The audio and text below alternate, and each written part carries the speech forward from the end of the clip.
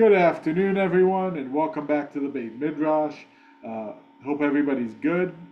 Hope everybody's doing well. Hope everybody had a good Chag season and had a good time celebrating. Lots to celebrate the last week, so um, hope everybody enjoyed doing so.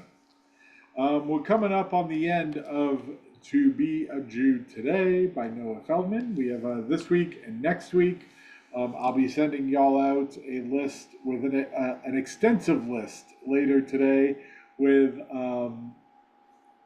possibilities to vote on for our next learning together. So when you get the email, please vote. And if you're from Chicago, vote early and vote often. Um, that's an old Chicago joke. But today we're going to kind of wrap up a little bit. First with his last full chapter, Struggling Together with God.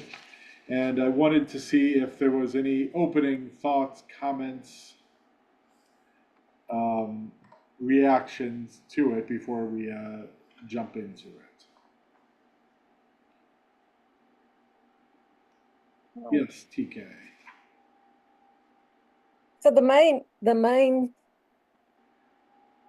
message that I got and the question, or at least one that I have, is this word struggle itself, which it was so interesting to me because I grew up, just like he said, I was always asking questions and encouraged to ask questions, and argument was part of that, because somehow in arguing you answered your own questions.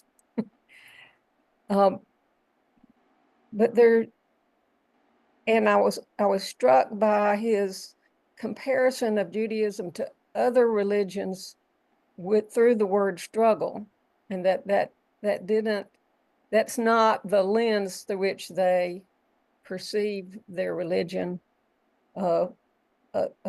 Like the Muslim religion is about obedience and submission. And so I just would like to throw that out there and hear what people think about the fact that we have a religion that is based on struggle and I looked it up, and it centers around trying to work out things that are difficult. So obviously, if that concept is embedded in Torah and Talmud, why are we why do we struggle? Why are we enjoined to struggle? What does it mean to struggle? And is God struggling with us at the same time? So I'll stop there, just throw that out. Anybody want to chime in response? Yes, Eileen. That was my point when I told the story about my own struggle with Judaism many years ago. It went back. Is it because I'm not sure of other religions? I haven't studied them well enough to know, do they have different groups that believe as we do, Reformed, Orthodox, Lubavitch, and so on? Is that so much of our struggle as to which group we affiliate with? And because that's what has happened to me as I've moved from New Jersey, the New York area, to Birmingham. And as we said, time is flying. And so I wondered if that has anything to do with it, that we have different, what do we call them? Do we call them sects? Do we call them, am I making myself clear? Yes. Well, I think The categories. Categories. I think at least for Feldman, his categories aren't divided by how much you do or do not struggle. I think his categories are more divided in how do you view the world around you, and how do you view your participation in this covenant with God. Um, do you view it as eternal and unchanging as a traditionalist? Do you view it as flexible but subject to um, modern progressive values as progressives do? Do you view it as an evolving tradition, or do you just want nothing to do with it? Um, I think that's loosely how he's defining the categories. Not, and I think part of his argument is that everybody is struggling. All of those categories are struggling. It's just a question of how are they defining their struggle. Yes, Esther. To me, the struggle is not about which category. It's more what you believe and what is God and what is the power of God.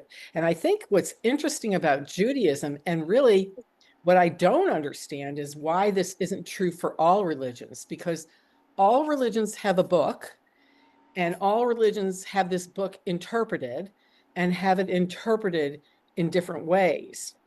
What Judaism, I think, allows is arguing about the interpretation, that there's not a right or wrong way to interpret, and that over the years, everybody can interpret. You know, it used to be women couldn't interpret, women couldn't study Torah. Now we can interpret, and anything you talk about is Torah or can be Torah. So the other piece is that the struggle. Anyways, I'm going to stop there. I lost my train. There was another piece, and I'm sure I'll remember it. Oh, we'll be happy to hear it when it comes back to you.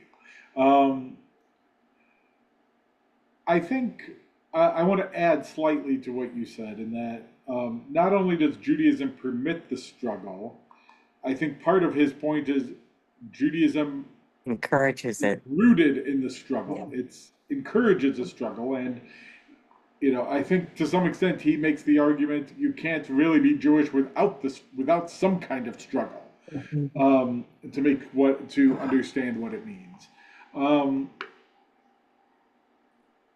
I don't want to go too deep into other religions because I'm not an expert on other religions. Yes. I would like to make one comment. I was raised Roman Catholic. I'm not that anymore. And I appreciate the fact that Judaism lets you question, because the Roman Catholic Church, particularly when I started learning about it in the 50s, was rigid. It was hidebound. This is what it is. And there were men saying these words. They were interpreting scripture, and what they said, the Pope, that was it. And so that's one difference. That's the only religion I can tell you about. But I rebelled against that because when I tried to question, I was squashed. Yeah, and I'm trying to remember who I had this conversation with. But Christianity, for example, defines its different denominations by who has the authority and the connection to interpret the religion and to interpret who has the authority and who speaks on God's behalf. Right. And that's, there's I once went to an interseminary conference in rabbinical school, and I asked the participants there, how many Christian denominations are there? And they kind of looked at each other like, I don't know, like 2,000, I don't know, something like that. Because each of them differ on what is the status of Scripture and who has the authority to interpret that Scripture. That's kind of their dividing line. Mhm. Judaism doesn't divide denominations in the same way. Judaism, as Feldman, I think, roughly lays out, defines separates itself on what is your relationship with the covenant with God. So it has more to do with what do you believe God's role in this world is, and what do you believe your relationship with God should look like and be like. And I think that's where we get into the different denominations for Judaism, which is a very different way of looking at it. I do think there are some Christian denominations that wrestle and struggle more than others. I think for some of them, I think for some, and particularly what we'll roughly call the traditionalists, the Christian traditionalists, this is what the scripture says, ergo, this is what it is, and this is what we have to do. But I think there are Christian progressives and Christian evolutionists and cultural Christians. I do think if you use Feldman's breakdown, I think it does roughly fall for Christianity as well. I can't say too much about Hinduism, Buddhism, Taoism. I just don't know enough to know how they roughly would, if they would also have the similar shakeout of participants. Islam, I think, would probably also roughly fall similarly. I think there are Muslim traditionalists, Muslim evolutionists, and Muslim progressives, and I think there are cultural Muslims as well. It's one of the reasons I think his breakdown is intriguing, is because I think it speaks in a different way that we don't think of, and I think it does have more universal divisions than just Judaism. Mhm. But coming back to TK's question, you know, he kind of talks about it on 350 and 351. He says, yeah, like if you're Buddhist or Christian, you might not struggle in the same way. And you might be able to either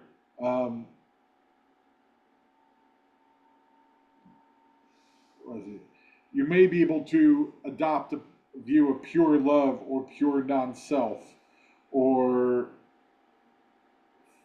through your meditation or through Jesus, you might be able to find perfection and imitate it. Yeah, you could go that route, but he says I think his response is that you could go that route. That's just not the Jewish route to go. That's not what Judaism is built around. Judaism is built around struggling and wrestling and trying to understand together. And what I think he says towards the end, he doesn't quite say it in this way in 351 and 352. But again, this is kind of how I interpret what he's saying is relationships always involve some level of struggle. Mhm. Any of us who have been married for a lengthy period of time know it's not always easy. There are times in the relationship where there's some struggle, some wrestling, some trying to work out the problems that we have as a couple, and trying to weather and figure out how to do that. And I think part of that is relationship with God is the same way. That we're wrestling with that relationship and what is God demanding of us? How does God demand of us? How do I fulfill or not fulfill those obligations? And what does that mean for how I live my life? That's inherent in relationship, is trying to understand and continuously move around the terms of that relationship.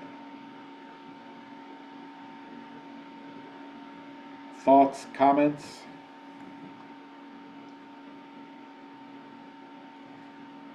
Yes, TK. So if you talk to Christians much, you'll hear that word relationship a lot.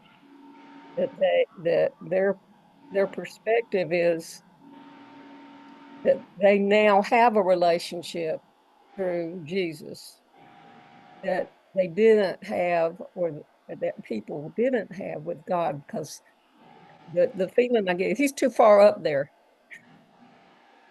to have a real relationship that is like the ones we know in our lives. And so Jesus was sort of comes down closer to mankind. And so they do have that relationship thing. But that doesn't, there's any kind of struggle that they might refer to, I think, comes from, their problem, their problem with not following him, or allowing him to show them the path or whatever.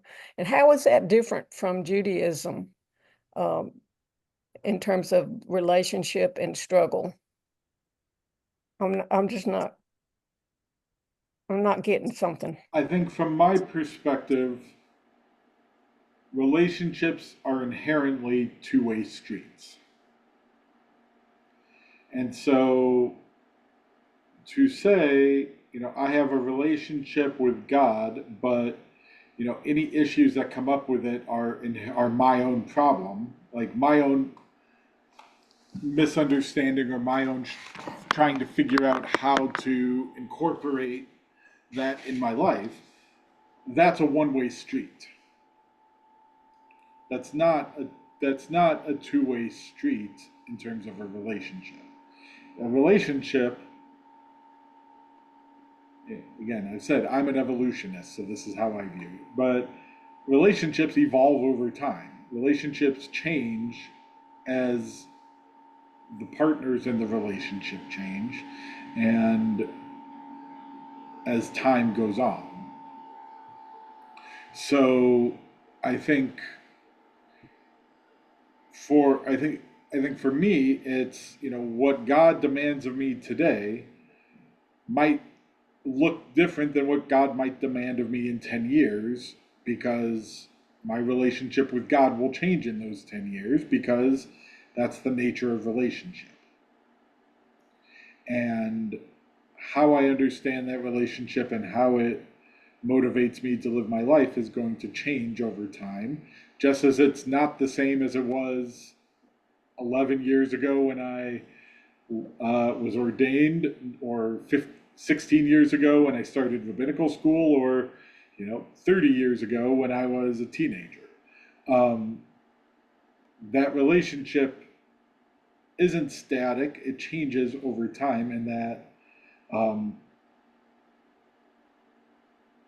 any struggle with it is not wrestling with my job, it's wrestling with what does this relationship to me mean to me in this moment. And so what about the reciprocal of that? Is God changing? Y'all studied Rabbi Artson with me. Yeah, I think God is changing along with us, and what God asks of us changes over time as well. Interesting. Yes, Esther. I guess I've always seen everything in terms of relationship before doing any studying, before getting old enough to understand what was Jewish and what wasn't Jewish. And when people talk to me about Jesus being the Son of God, in my mind, we're all the children of God. Okay, yeah, Jesus is the Son of God. He has a relationship with God, and I'm the daughter of God, and we're all children of God. And it's just a matter, like in all families, how you interpret what your parent wants from you and whether you're going to comply with that or whether you're going to struggle with that, or, and that's the nature of families also. I have always been a little perplexed by the fact that in all the years of my life, in all the phases, wherever I was, people see me as very Jewish.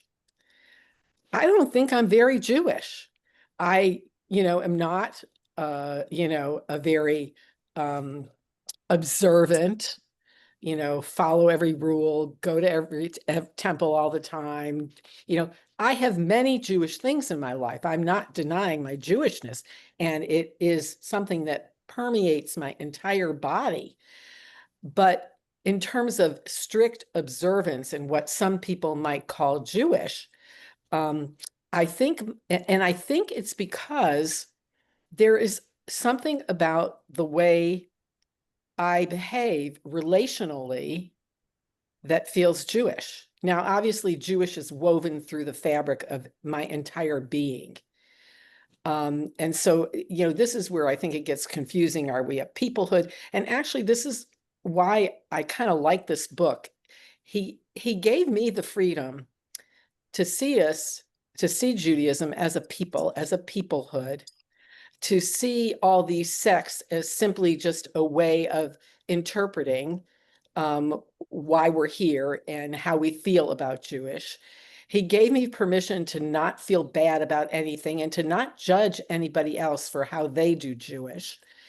And I think finally, this issue of struggle and the issue of not having to have an answer, which we are so always determined to have an answer, me included, what does this mean? There was something very freeing about, okay, I can be Jewish and I don't have to have all the answers, and this just is who I am. And one other thing I'll add, and then I'll shut up. I was, as I finished the book, I was very curious about Noah Feldman. And I don't know if anybody else has Googled Noah Feldman, but I Googled Noah Feldman last night. And it helped me understand why he wrote this book. Because, he was raised in an Orthodox family with a very strong Jewish, beautiful, loving base. And in many ways, I identify, although I was not raised in an Orthodox family.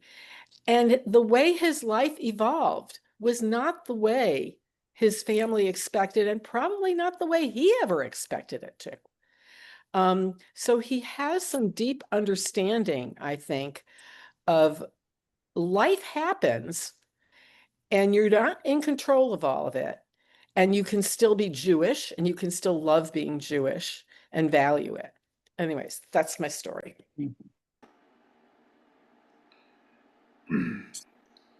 Rabbi? Yes, please. So I guess I'm very simplistic and maybe pragmatic. And we don't know the answers to this struggle. So we have to continue to deal with that. But I think in order to deal with that, you have to take action. And what do you decide is the action? Well, it's in the Torah. It's a pursuit of a higher order of morals and ethics and so forth. And I think that no matter what we're thinking about and whatever struggles we have, those struggles are always a journey. And every experience you have teaches you something. And do you continue on that way or do you go another way? So I think to abate some of the tension that the struggles cause us, it just means to be active, to be doing good, to think about the teachings of the Torah And look, we're not perfect. The characters in the Torah are not perfect. So what is God telling us? We know that we're fallible, that people can be, but here are some things that might lead us to do good, which is to me the epitome of of what we should be doing as human beings. Karen?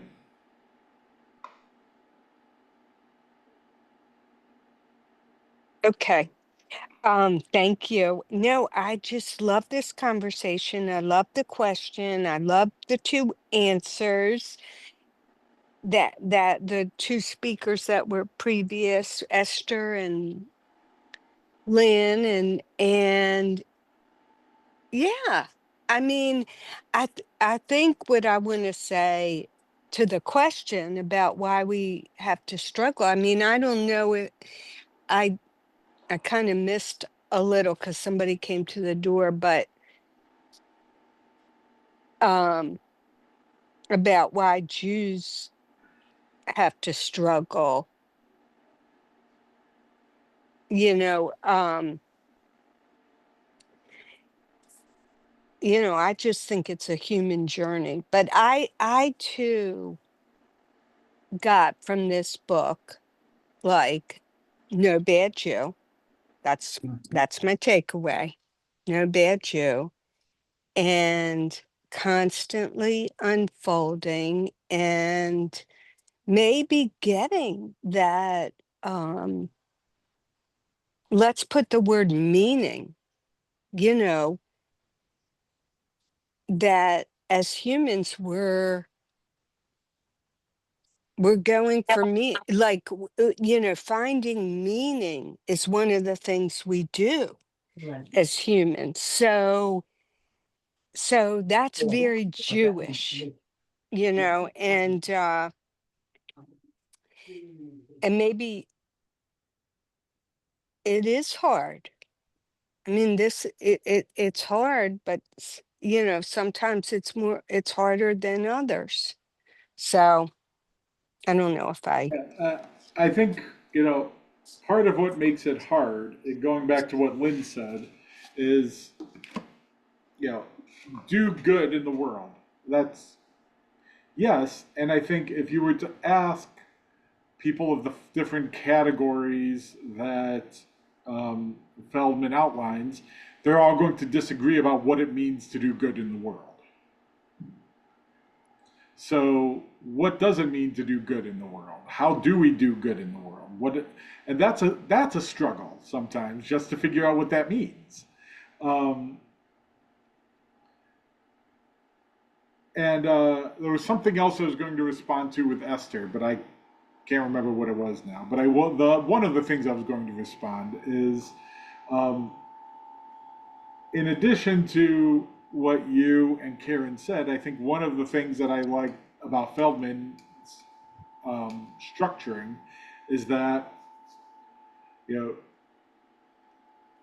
your response to people, you say people look at you and say, you are very Jewish. There's something, but and you're like, well, I'm not that Jewish, but you are in how you do and how you approach the world. And that's, I think, what he's trying to argue is that it's not about observance. It's not about mitzvot. It's not about what you do and don't do. It's about how do you view and engage in the world around you, and how does Judaism influence the way you do that? And as long as you do that, you're acting in Jewish ways. Um, but I think part of what he's trying to argue in this last chapter too is that struggle is inherent in being Jewish. But what's most important um, is that we do it together, mm, and that we. I think part of what he's trying to argue is he doesn't cite it, but I think there's the famous quote from Ben Zoma in Pirkei Avot that who is wise? One who learns from everyone. And I think that's a little bit where he's trying to go too, is that we can all learn from each other and learn from other kinds of Jews what it means and how we can make incorporate Judaism in our lives in new and different ways, or help us see our struggle in a different light.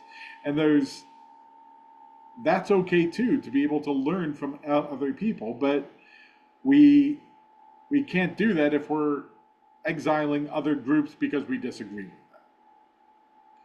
But that there's something together as a family, is that we as a people, as a group, as Jews, we're all struggling together as a family and trying to do it, not let go of that peoplehood together because we're in disagreement on God, on Brit, on Israel, on marriage, whatever it is. We might disagree with some of that. I'm pretty sure we probably disagree with our family, like our family members, on variety of things. But how do we learn from each other to continue growing and struggling as a people together? And to not lose that sense of peoplehood just because we're coming from different places and disagree on some of these things.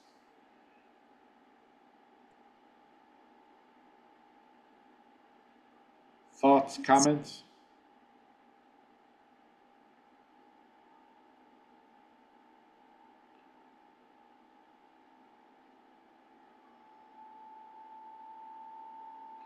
I like that. I like what you just said, what you added in about community. Yeah.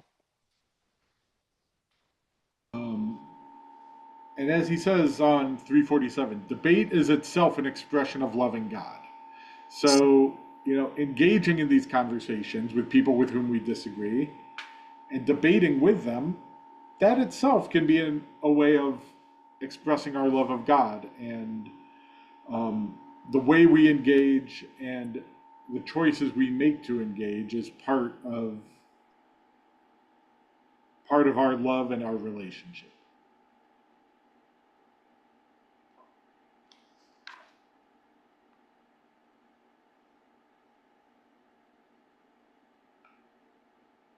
Other thoughts, comments? Yes, TK. I think this is, people have expressed some beautiful thoughts, and I have kind of disappeared to write some of them down because I want to remember them. But I guess the question that pops up into my mind is, this sounds like what I would like the entire world to be like, not just Jews.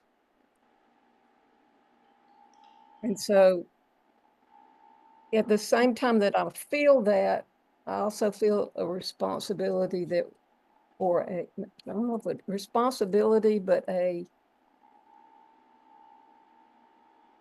part of our struggle is that we're different in some ways. And that difference is important. And yet, I'm not talking about proselytizing the world to that view, but it seems like we're talking about what it means to be human to me. Yeah, but perhaps, the whole idea of Isaiah being a lamp, a light unto the nations, perhaps that helps address the question you're asking, is that not that we're proselytizing, but perhaps we're modeling for others a way that you don't have to blindly accept what Scripture tells you, but you can wrestle and struggle and learn from each other. And I think it was Esther who said it earlier, that we're all one human family. We're all God's children. We're all created in the image of God. So what does that mean? Maybe as a people, we can start modeling how do we learn from each other across disagreements? How do we love each other despite disagreements? How do we wrestle together and learn from each other and maintain a semblance of family, and in the hopes that maybe the rest of the human family will join in doing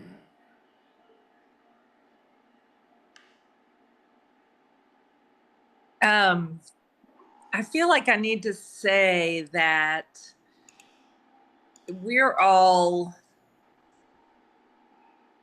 this is the way that feels comfortable to us, either because we've chosen it and that's why we're here, or we grew up with it, or it is our culture. But I guess I just want to say that this isn't this isn't going to work for everybody. I mean, some people are uncomfortable with argument, or some people are uncomfortable. We're holding this unknowing and having a sense of that's okay, and not everyone, that wouldn't make everyone else's life better. Like, for some people it really might make their life better to say this is the answer. I don't know, I just don't want us to be too, oops, sorry. A that. kid No, just but rode his bike by my house and my dog did not like that. Anyway, I think it is good that there are different ways to relate to the world, because people need different ways. yes, I don't disagree. I hear what you're saying, and I think there's still ways to build relationship and understanding across that divide also. And being able to model how do we build and maintain relationship across any kind of disagreement and divide might be part of what we we as Jews can offer to teach others. Um, because yes, some people just want a quick, clear answer. They don't want to wrestle and struggle and try to figure out what it is. But but as long as you can have an openness that your answer and your in the same way that your answer and your desire for certainty isn't going to fit for everybody else, how can we maintain relationship and disagreement and love across that divide also?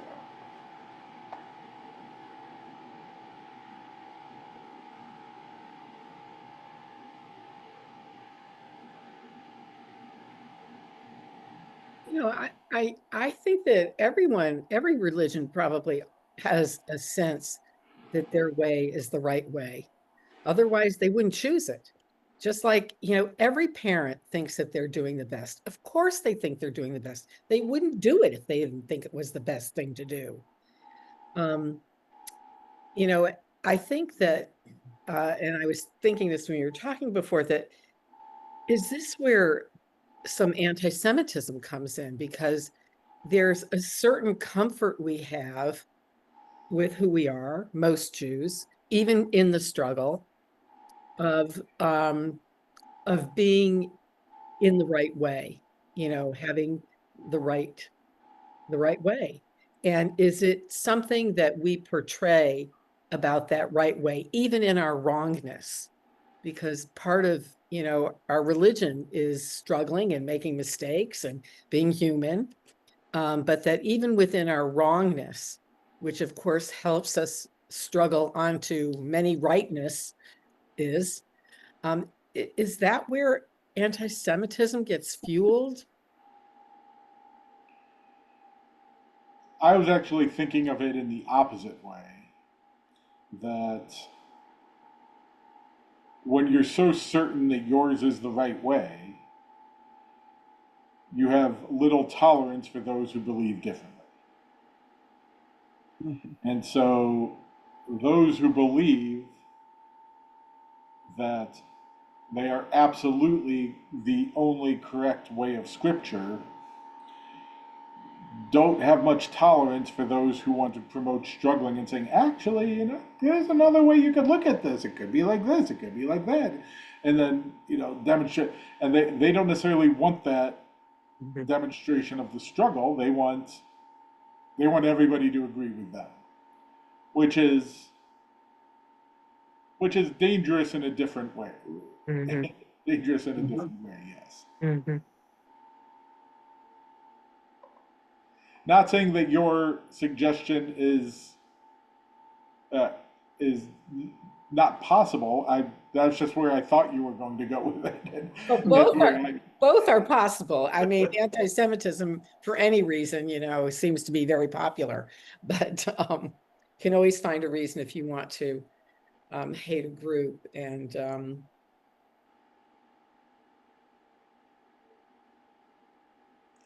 yes,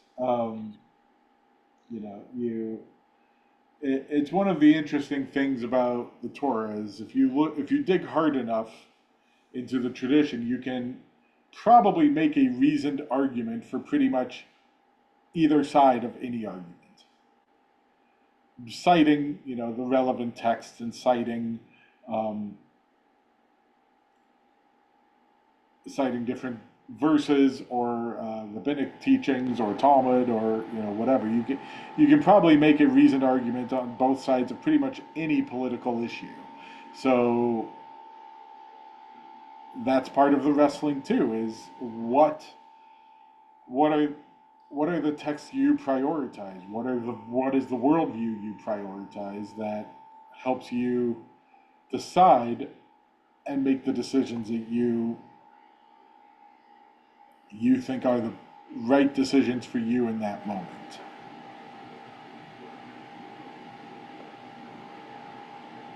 Yes, TK. So what Esther was saying, which is a very interesting question, but without kind of going there, I went down another rabbit path, which what one of the primary struggles, you laughing at me, is what is the right thing to do in a particular situation. And I've always maintained that it changes. It depends. The answer is it depends. Depends on the situation, depends on the limits, what are your choices, what's going to happen down the road. And it's very complex. What is the right thing to do? And we tend to think of it as very simple. And I want to think of it as simple because that's how our brains work. But I also flash, because I'm always looking for, if you think you have an answer about whatever, nature of God, nature of yourself, to look at nature. We think we understand nature because through our macro eyes, but we do know that there are fundamental things about the universe that we do not understand. And in the end, I think the right thing to do is like the quantum universe, where all possibilities exist. And you can't really say where an electron is going to be at any particular time. And you can't really say what is the right thing at any particular time. And therefore, it is always a struggle, or sometimes chance where it lands. And I'll shut up. Well, no, what's interesting is you're talking about how we don't know a lot of things, which is true. One of the things we're not quite sure of is how do we actually choose what we do. Exactly. There's a developing school of thought in psychology that we actually don't make rational decisions at all. We make emotional decisions, and then we rationalize why we made the emotional decision. Right. Yes, Um, exactly. so there's um, the metaphor that's often used is the elephant and the rider. You know, the elephant is the emotional mind, and the rider is the rational mind. And so, like, you know, the rider can't easily change the elephant's direction. Like, you imagine yourself on top of an elephant. You can't easily just steer it into another direction because it's so big. Um, usually the elephant chooses the path, and the rider has to then come back and say, "Well, this is why it was the best path to take." Exactly. In fact, the elephant, to say it's emotional, yes, absolutely, but it's also kind of can be this called the subconscious. It's the emotion, it's everything that we are not aware of that makes up who we are. And science has measured that when we, as the conscious rider, if you will, on the elephant, think we had the thought, we didn't. The thought arises from all the rest of who we are and what we are. And then we are at some point, a millisecond after it arises, we're aware of it and think we thought it. So yeah, who's in control of the elephant? I don't know. Which, which is sending me down a different thought of how do we, you know, how do we fall into these different ideas of traditionalist, progressive, evolutionist, or cultural? Mm-hmm. Is it's not super. I don't think it is entirely conscious that we categorize ourselves in those ways. So, is it genetic? Is it environmental? Um, I can tell you probably the number one thing I learned in taking abnormal psychology in college was that it's never one or the other. So that it's always some combination of genetics and environment. And so um, it poses a question of how do we end up where we end up, and whether we were even conscious of how we ended up in this place, and in whatever category in which we find ourselves ending up in. And how important is it that we are conscious of it? Um, Fair, maybe it's irrelevant that we're conscious of it. Um, but I think if we're trying to understand ourselves, then there has to be some importance to it if we're trying to understand who we are and better understand ourselves. Um,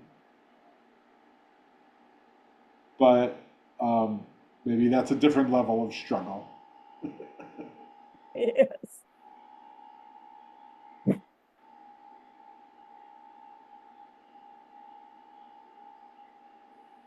I said, some of y'all have been very quiet today, but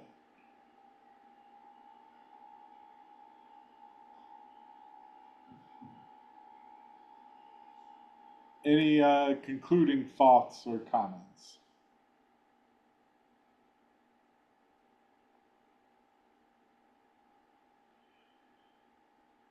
Well, kol hakavod, everyone. Good learning together, and appreciate the opportunity to do so. Next week we'll go through the conclusion. It's not very long. No.